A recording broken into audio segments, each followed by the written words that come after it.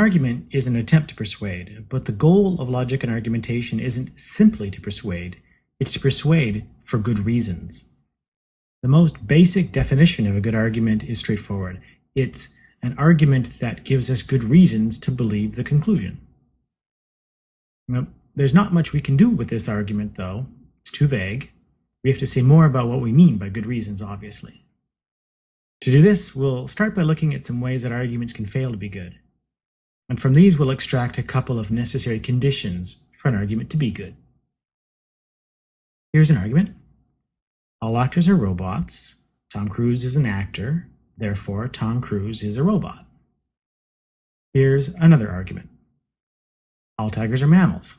Tony is a mammal. Therefore, Tony is a tiger. Both of these are bad arguments, as you might be able to see, but they're bad in different ways. In the first argument on top, the problem is obviously that the first premise is false.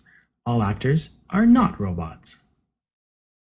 But that's the only problem with this argument. In particular, the logic of the argument is perfectly good.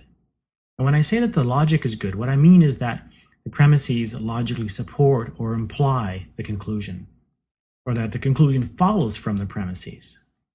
But in this case, it's clear that, if the premises of this argument were all true, then the conclusion would have to be true, right? If all actors were robots, and if Tom Cruise is an actor, then it would follow that Tom Cruise would have to be a robot. The conclusion does follow from these premises. Now, let's look at the other argument. All tigers are mammals. Tony is a mammal. Therefore, Tony is a tiger.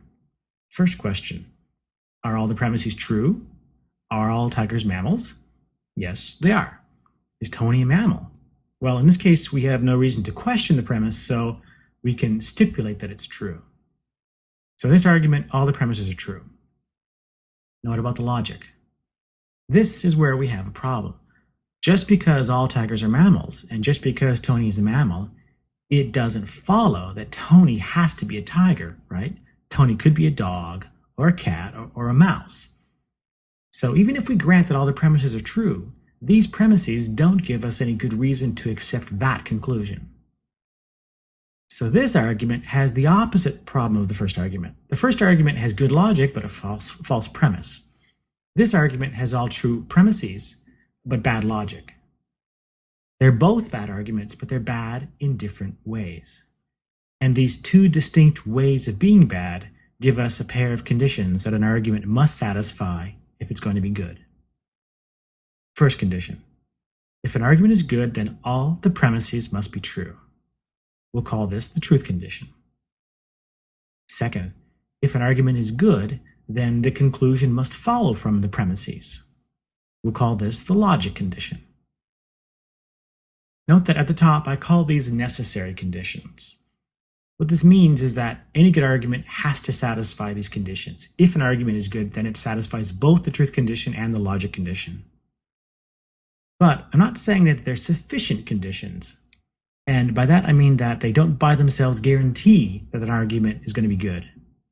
An argument can satisfy both conditions, but still fail to be good for other reasons. Still, these are the two most important conditions to be thinking about when you're doing argument analysis. In later tutorials, we'll look more closely at both the truth condition and the logic condition, and we'll also look at ways in which an argument can satisfy both conditions and still fail to be good.